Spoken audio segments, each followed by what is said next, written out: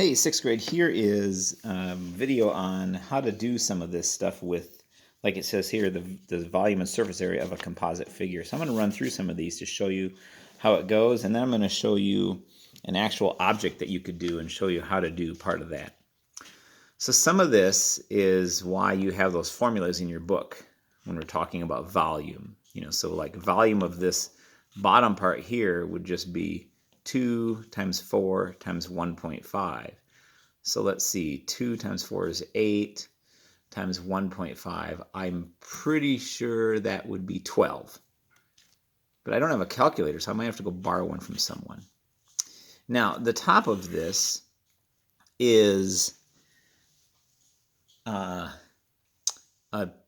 square pyramid. Now, this one I'm trying to remember because I think for a square pyramid, it was the volume was the area of the base times the height and then divided by 3, because a square pyramid is the ones where back earlier in the chapter we said divided by 3, and if it was a triangular pyramid it was divided by 6. So I think it was like length, width, height for that. So let's see. I know that, let's see, this would be a 2, and this is a 1.5 again, so we're using these numbers. 2 times 1.5 is 3. 3 times 2 is 6. 6 divided by 3 is 2. So we have 2 for the top and 12 for the bottom for a total of 14.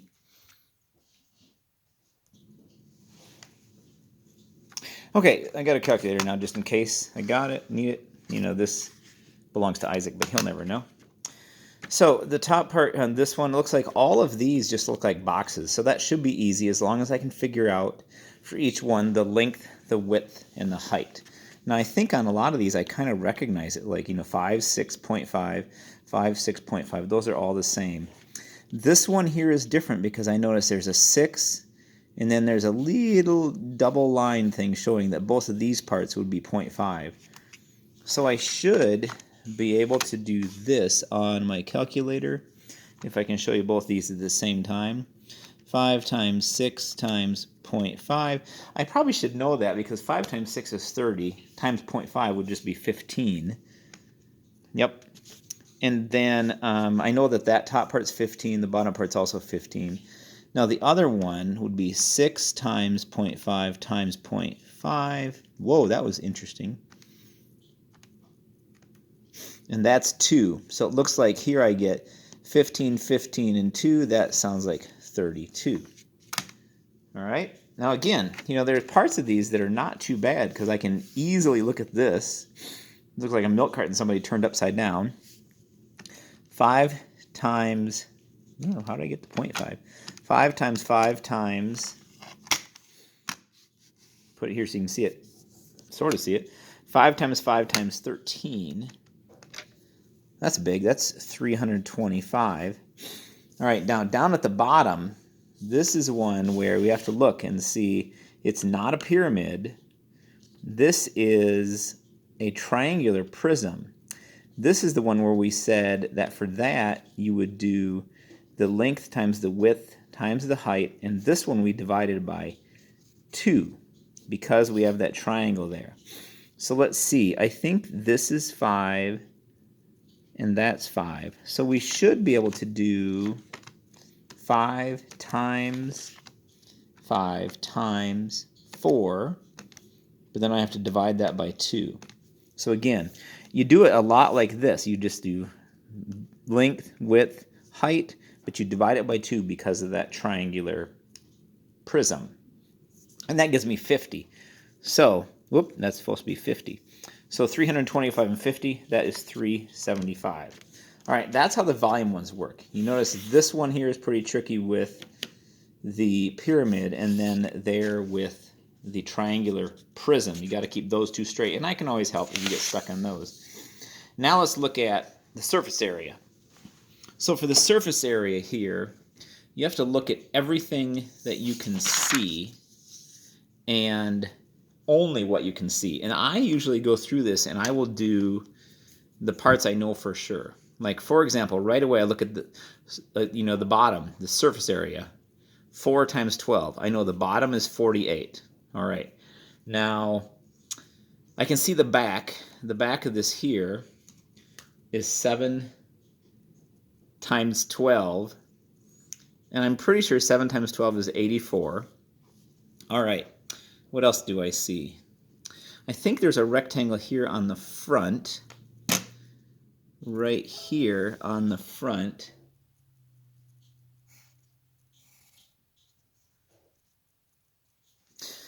All right, so that part right here, that's this rectangle 6, and that must be a 12. 6 times 12, let's see, I think that's 72. So now I have the bottom, the back, and the front.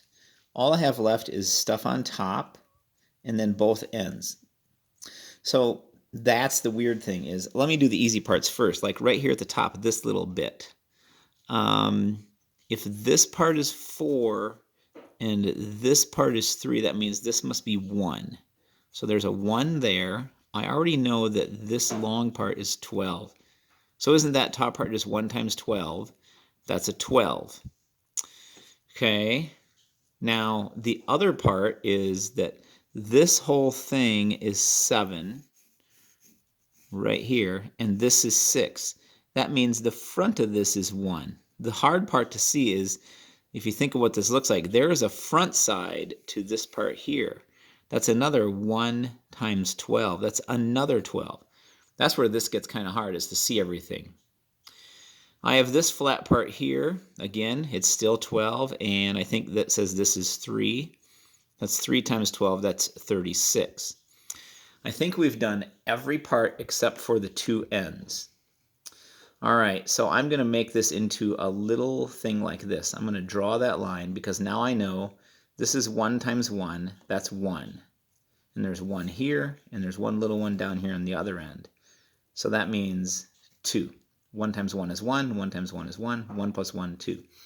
And then finally, I've got this thing right here. 6 times 4, that's 24. And there'd be another one here, 12 times 6, or I'm sorry, 6 times 4, that's another 24. I need 2 24s. If you add all of those together, you're going to get the right answer on that. The hardest part is seeing all of the different parts. All right, let's look at another one. If we look at this one, I think that should be good to get you the idea on here. Again, I like looking at the easy parts first. I'm going to look at all of the rectangular shapes first. Because wait, you know what? I think there's a big rectangle. We're looking at this from the top. So there's a big rectangle right here. That's 8 times all of this. Let's see. I know we have a 2 and a 6 and a 2. 6, 7, 8, 10. That's 80. So the whole bottom thing is 80. All right, so I did that. Now I'm going to do this part on the top right here. I know that this is 6 and that's 8. So 6 and 8, that's 48. I like writing them all down here like this because that shows me a good way or a good place to keep track of all my numbers. All right, so I did the whole bottom. I did the very top. I need to do this part right here. I wonder if they're the same. It looks like they're supposed to be the same because there's a rectangle here and there's one on the other end too. So that's 3.6 times 8. I'm going to use my calculator on that one. 3.6 times 8, that's 29. So that's this rectangle right here and right here. That's 29 and 29 because there are 2 of them. Okay, so I've done the whole entire bottom of this thing. I did this part here, the top, and that part. I think all I need to do are the sides. And I think the sides should match, so I should be able to double it. All right, I'm going to do it the way they have it laid out because I have a rectangle here. 3 times 6, that's 18. And there are 2 of those. There's one on this side too. That's another 18. All right, so what I have left now is I have 4 triangles. And you know what? I think if I figure out one of those triangles, I can just multiply it times 4 because They all have a 2 there, a 2 there, a 2 there, and a 2 there, and the 3.6. But we need to figure out, we don't need the 3.6, we need the height. Because like here, 2 and 3, 2 and 3. This is pretty tricky. You do not need the 3.6 for those triangles. All right, so let's see if I remember this correctly. So base times height, 2 times 3 is 6. But divided by 2, because it's a triangle, 2 times 3 is 6, divided by 2 is 3. And there are 4 of those. And again, 1, 2, 3, 4 of those. I think I have everything. 3, 3, 3. There you go. Add those all together and you'd get it. All right, now I'm going to pause so I can rearrange and show you if you do a real world object. Now, I had a hard time finding something good to use for this. And, you know, if you would come up with something like this for Friday, I would even say then if you get something this involved, you maybe could do one thing for your assignment instead of 2 objects, like I said, because this one I liked because I think I can measure all the parts and it's not weird and no circles. So remember, when you do this, you're going to do this for volume and for surface area. I'm going to try to do the volume first because for the volume, I'm going to try to measure what is inside this. And it doesn't have to be perfect, okay? And this would be something you could even take a picture of, or you could record a video like I'm doing, and you could explain things. It'd be good if you were going to do a video of it, if you would measure it ahead of time to be ready. Not like me, I'm not ready. So I'm going to just figure out how much it holds, like how much the rectangular area holds.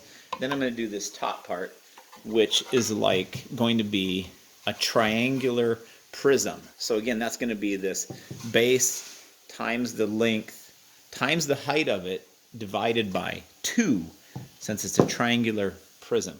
So first I'm just going to estimate this. Now I'm going to do this quickly, and I'm going to say that inside here it looks like it's about 26, and then across, and I'm only measuring the inside, I'm not measuring the whole thing, I'm measuring how much it would hold inside. So inside it looks like it's about 14, and then just up to here, you know, where it stops being a rectangle or a rectangular prism, I'm going to measure. I'm going to try to measure. This is going to be the hardest part. I'm trying to measure from there up to. You can see the problem. You got to make it as best you can. I'm going to say about 17. So again, I got like 26, 14 across, and then about 17 up to where it becomes the triangular prism. So first I can do those and multiply those. Okay, a quick pause told me that that is 6,188. And we're just doing volume right now. I didn't even thought about surface area, because that'll take probably even more time, which is why you get something like this, you probably do one thing. Now, the top part. I know it's still going to be like 26. And I also know that the width of it, you know, if I measured the width before, it's still going to be about the same. I said about 14. The difference now is this. I need to measure and figure out the height of the triangle. So if I measure that and I say, okay, it looks like from about where I stopped measuring the other thing, it's about 8. So for the top part, underneath here, because you could fill stuff up in there, that would be this. Clear that. 26 times 14 times 8. Whoops, that's supposed to be an 8. An 8. And then I have to divide that, because of the triangle, divide it by 2. So I get that. Okay, so my total volume for this thing right now is 1456 plus 6188. And that is in centimeters, so that's going to be 7,644 centimeters cubed, to be picky. 7,644 centimeters cubed. Now, surface area. And I'll show you how to start the surface area, and then you'll get the idea. So the surface area, the thing I like about the surface area of this is most of the surface area is a bunch of rectangles. And so like right here, there's a rectangle right here. There's one here. You got to measure all the ends. And yes, I got to measure the bottom. You could measure the whole bottom, actually. Do that one as one whole thing. Rectangle here. This is a rectangle here. And then you've got these two ends that you can measure. So that's the hardest part of doing surface area of a real object, is making sure you get all of the parts. And again, if you find something like this, I will say, oh, you certainly only have to do one of those, because you will get the idea after one thing. The tricky part of this one, of course, is that you do have triangles here. Depending on how you measure it, you measure that triangle separately. Just remember, base times height divided by 2. So if I measure this, I can even use some of the same numbers from before. And again, it's going to be I used about 14, and I think I used 8. So 14 times 8, and then I got to divide by 2. It's like 7 times 8. That'll be 56. So here's the nice part, though. If I know this up here, this triangle is 56, I know the other triangle on the other end is 56. That's another hard part, is make sure you make a good system about how you're doing this so that you can measure as you go. So you don't forget, wait, did I do the other triangle? Taking a picture would do well. You could label it too. Okay, so I know that this is 14, and up to where I stopped before, I think is about, didn't I say 17 before? Looks like I should have gone a little higher maybe. Let's say 18. So I'm doing 14 to get the surface area here. I'm doing 14 times 18. 14 times 18. I do not need to cut anything in half because it's not a triangle. That's 252. And I know there's one here, and there's one on the other end. That's another 252. So, you can start measuring stuff like this and say, okay, that's 13 and a half. Really? See, these are different. I have to do these differently. So 13 and a half times 1.5. Wow. So that's 20, and I'm pretty sure if this part is 20, the other end is 20. So you're getting the idea of how to do this and how to add it all up. That surface area thing is going to take time depending on how you do it. That's why, depending on what you show me, that's going to make a difference about how many things you do. You could show it to me in class on Friday, or you could take a picture of it after you decide and then just send me a Google Hangouts message. And there you go.